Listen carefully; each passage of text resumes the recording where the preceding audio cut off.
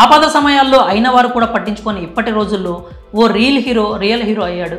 ఆ చిన్నారుల కష్టాన్ని చూసి హక్కున చేర్చుకున్నాడు. సాటివారికి సాయపడడంలోనే ఆనందం ఉందని భావించి తన సినిమా ట్రైలర్ లాంచ్ కోసం ఏర్పాటు చేసుకున్న డబ్బును ఆ చిన్నారులకు అందజేశాడు. లక్షల రూపాయలను సాయం చేసి ఆ చిన్నారులకు ఆ కుటుంబానికి అండగా నిలిచాడు. కుటుంబానికి జీవనాధారమైన ఆవులు కలుషిత ఆహారం తినడం వల్ల మరణించడంతో ఆ చిన్నారులు మానసిక వేదనతో కుంగిపోయారు.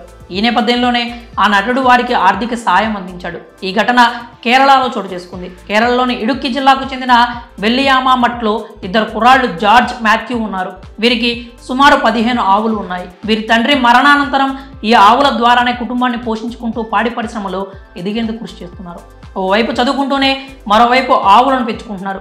అప్పటి వరకు సజావుగానే సాగుతున్న వారి ప్రయాణం ఒక్కసారిగా తలకిందులైంది. వారు ఎంతో ప్రేమగా పెంచుకుంటున్న ఆవులు మృతి చెందాయి.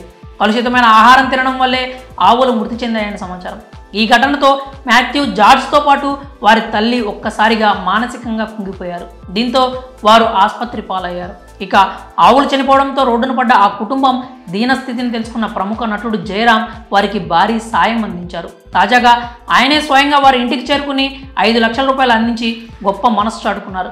కాగా ఈయన అలా వైకుంఠపురంలో అల్లు అర్జున్కు తండ్రి పాత్రలో నటించారు.